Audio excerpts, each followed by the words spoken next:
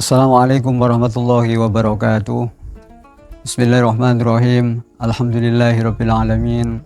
Shallallahu wassalamu ala sayyidina Muhammadin wa ala alihi wa ashabihi ajmain wa ba'du. Hadratul mukarramin, para alim, para ulama, para kiai yang selalu kami hormati, yang selalu kami taati, dan para muslimin wal muslimat yang dirahmati Allah. Awal kata mariah kita senantiasa panjatkan puji syukur kehadirat Allah Subhanahu wa taala dengan mengucapkan alhamdulillah, apa yang diberikan kepada kita semuanya adalah rahmat dan kenikmatan dari Allah. Kaum muslimin rahimakumullah, salawat salam mudah-mudahan senantiasa tercurahkan kepada junjungan kita Nabi besar Muhammad sallallahu alaihi wasallam, karena beliaulah yang memberikan jalan bagi kita melalui syariat dan perjuangan beliau untuk menyelamatkan kita. Maka sayugjanya lah pantas kita untuk memuji syukur kepada Allah sebagai umat Nabi Muhammad, dan selalulah kita membacakan sholawat kepada beliau. Hadirin para kaum muslimin rahimakumullah, Allah Subhanahu wa taala memuliakan kita, yaitu sebagai umat manusia, karena di dalam firman-Nya Allah Subhanahu wa taala sampun yaitu sudah menyebutkan inna akramakum indallahi atqakum. Allah Subhanahu wa taala tentu memuliakan hamba-hambanya dengan satu sisi, yaitu takwa kepada Allah Subhanahu wa taala. Hadirin rahimakumullah, di dalam satu firman-Nya Allah Subhanahu wa taala menyebutkan ya ayyuhalladzina amanu kutiba alaikumusiyam kama kutiba alal ladzina min qablikum la'allakum tattaqun. Shadaqallahul azim. Ayat ini menjadi pelajaran bagi kita semuanya. Allah Subhanahu wa taala memberikan bimbingan kepada kita, memberikan suri tauladan kepada kita, sehingga kita sebagai umat manusia itu berlaku sesuai dengan petunjuk Al-Qur'anul Karim. Karena Al-Quran adalah hudan lil muttaqin, petunjuk bagi orang-orang yang takwa kepada Allah Subhanahu wa taala. Kaum muslimin rahimakumullah, dalam satu ayat ini Allah Subhanahu wa taala memerintahkan kita di dalam bab berpuasa.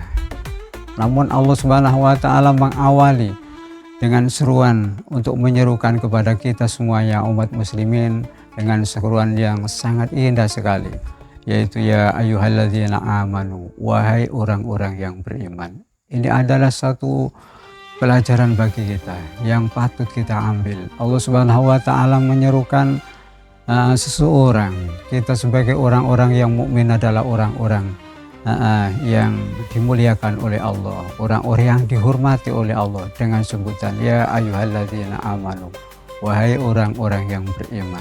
Maka dari sini kita ambil pelajaran bahwasanya kita kalau menyeru saudara-saudara kita, menyeru kepada keluarga kita, silahkanlah kita memanggil dengan panggilan yang bagus sesuai dengan Allah Subhanahu wa taala mengajarkan, yaitu ya ayyuhalladzina amanu, wahai orang-orang yang beriman. Allah Subhanahu wa taala juga memanggil para nabi dengan sebutan ya ayyuhan nabiyyu, ya ayyuhar rasul, ya ayyuhan nas. Tentu itu pelajaran bagi kita semuanya. Kalau kita selalu harus menjalankan atau menggunakan seruan kepada saudara-saudara kita dengan seruan yang bagus sekali. Hadirin para kaum muslimin rahimakumullah, dari sini maka kita kalau menyeru atau memanggil saudara kita, marilah panggillah dengan seruan yang bagus. Karena itu awalan kalau kita mau memerintahkan sesuatu, kalau kita memanggil dengan seruan yang bagus, maka mereka akan mengikuti perintah kita. Ini satu contoh Allah Subhanahu wa taala menyerukan kita ya ayyuhalladzina amanu. Kita suruh menyerukan kepada saudara-saudara kita dengan seruan yang sangat bagus, wahai saudaraku, wahai temanku. Tentu kalimat itu sangat indah dan bagus sekali kita dengarkan, dan cocok kalau kita mau mempraktekkan kepada saudara-saudara kita. Kaum muslimin rahimakumullah, setelah Allah Subhanahu wa taala menyerukan sesuatu atau seruan yang sangat indah, yang kedua Allah yaitu memerintahkan kepada kita, barulah Allah taala menurunkan perintahnya, yaitu kutiba alaikumusiyam, diwajibkan kamu semuanya berpuasa. Setelah Allah Subhanahu wa taala yaitu memberikan seruan yang indah, memanggil dengan kata-kata yang lembut, lalu Allah Subhanahu wa taala memberikan perintah, diperintahkan atas kamu semuanya. Hadirin, ini sebagai suri tauladan bagi kita. Kalau kita mau memerintahkan sesuatu, maka berilah seruan yang sangat bagus, kalimat-kalimat yang bagus bagi mereka yang kita perintah, lalu dia itu akan mudah untuk mengikuti. Seperti kita semuanya diseru oleh Allah Subhanahu wa taala, ya ayyuhalladzina amanu, lalu diperintah kutiba alaikumusiyam, diwajibkan kamu untuk berpuasa. Maka disinilah sebagai pelajaran dan bukti bahwa Allah Subhanahu wa taala mempunyai sifat yaitu qahar terhadap kita. Allah Subhanahu wa taala mempunyai kekuasaan bagi hamba-hambanya.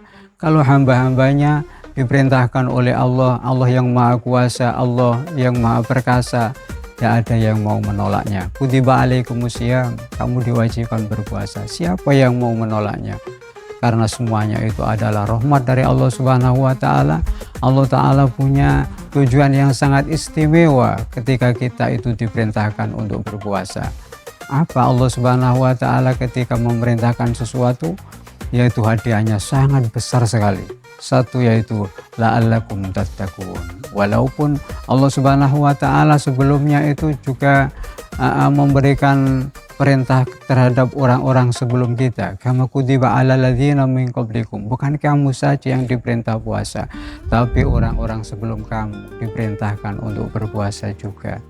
Lalu Allah Subhanahu wa taala punya satu tujuan apa Allah taala, yaitu memerintahkan kita untuk berpuasa.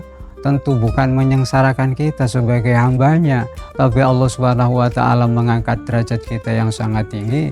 Derajat itulah yang dihidam-hidamkan atau diimpikan oleh semua orang. Itu derajat apa? Itu muttaqun, la'allakum tattaqun, supaya kamu menjadi orang-orang yang bertakwa. Hadirin para kaum muslimin rahimakumullah, derajat ketakwaan adalah derajat yang sangat tinggi sekali. Sampai di dalam ayat lain disebutkan wal aqibatu lil muttaqin, yaitu akhir hayat seseorang itu yang paling bagus adalah orang-orang yang takwa. Kalau di dalam maknanya ilmu Jawa, wal aqibatu lil muttaqin, utai pungkasan yang bagus itu lil muttaqin, hanya dimiliki orang-orang yang bertakwa. Padahal seseorang itu bisa dianggap bagus, seseorang itu bisa dianggap sukses ketika orang tersebut pada akhir hayatnya itu keadaannya bagus. Kalau amal-amal kita sehari-hari ini belum tentu kita mencapai peringkat yang seperti itu, maka peringkat yang paling bagus adalah tingkat ketakwaan ketika kita menjelang kematian kita. Maka itulah yang garis yang paling utama, yaitu adalah kematian. Maka Allah Subhanahu wa taala mengangkat kita, derajat kita dengan perintahnya Allah berpuasa, maka kita bisanya nantinya digolongkan orang-orang ketika kita meninggal dalam keadaan takwa. Karena kemuliaan seseorang, inna akramakum indallahi atqakum, yaitu kemuliaan seseorang ketika dia itu bertakwa kepada Allah Subhanahu wa taala. Jikalau seseorang tidak ada jiwa ketakwaan sama sekali, ketakwaan seseorang itu dilihat dari beberapa aspek. Ada yang separuh persen, ada yang seperempat persen, ada yang 1%, dan kita melihat bahwa ketakwaan kita itu sampai di mana ukurnya. Ketakwaan yang sangat nipis sekali adalah ketakwaan ketika kita mau melaksanakan perintahnya Allah dan meninggalkan larangannya Allah. Itu adalah ketakwaan yang sangat rendah sekali. Ada 1% mungkin. 1% itu diperoleh namanya ketakwaan ketika seseorang yaitu menjalankan perintahnya Allah dan meninggalkan larangannya Allah. Hadirin para kaum muslimin rahimakumullah, mungkin inilah sekelumit yang bisa saya sampaikan, dan pada acara ini marilah kita tutup dengan doa. Subhanakallahu wa bihamdi asyhadu alla ilaha illa anta astaghfiruka wa atubu ilaik. Wassalamualaikum warahmatullahi wabarakatuh.